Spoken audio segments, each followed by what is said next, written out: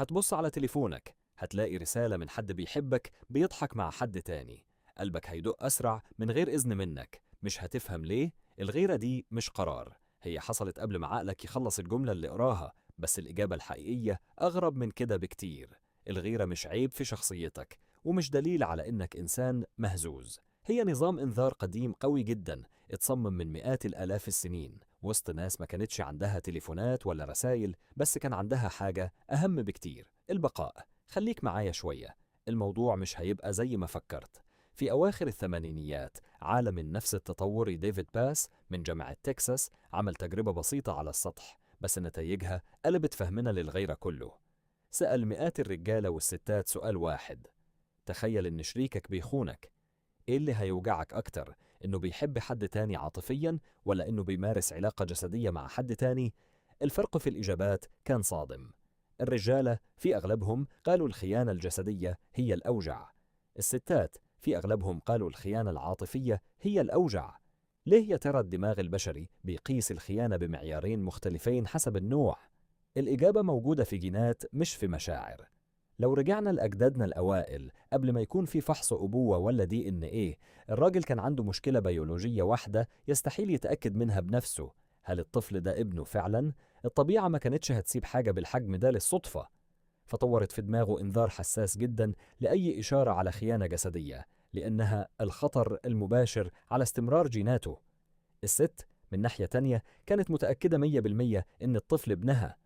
مشكلتها كانت مختلفة تماما: هل شريكها هيفضل موجود يحميها ويوفر لها ولطفلها؟ لو حبوا تحول لست تانية عاطفيا، ده معناه احتمال انه يسحب وقته وموارده وحمايته حتى لو الجسد ما خانش. عشان كده الخيانة العاطفية عندها بتضرب في نقطة أعمق: هل ده معناه ان كل راجل وكل ست هيتصرفوا بالظبط زي كده؟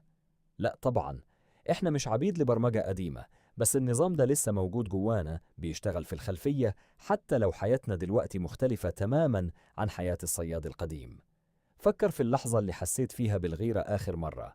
ما كنتش عاملة حسابات ولا مقارنات منطقية، كانت حرفيا موجة حسيتها في جسمك. قلبك دق، معدتك اتلخبطت، عقلك بدأ يتخيل صور ملهاش داعي. الجسم استجاب قبل ما العقل الواعي يشارك في القرار خالص. ده لأن الغيرة زي الخوف بالظبط بتتحكم فيها منطقة قديمة في المخ اسمها اللوزة الدماغية. المنطقة دي بتشتغل بسرعة رهيبة وبتاخد قرارات في أجزاء من الثانية قبل ما القشرة الجبهية، منطقة التفكير المنطقي، تلحق تحلل الموقف أصلاً. عالمة النفس كريستين هاريس من جامعة كاليفورنيا في سان دييغو عملت دراسات مهمة قارنت فيها استجابة الجسم الفسيولوجية للغيرة عند الرجال والستات. لقت إن معدل ضربات القلب والتعرق بيزيدوا بشكل واضح عند الرجالة لما يتخيلوا خيانة جسدية أكتر من الستات في نفس السيناريو. النتيجة دي جت متوافقة مع فكرة باس، بس بطريقة مختلفة. الجسم مش بس بيحس بالغيرة، الجسم بيقيسها بمقاييس مختلفة حسب الخطر اللي كان قديما بيهدد كل نوع.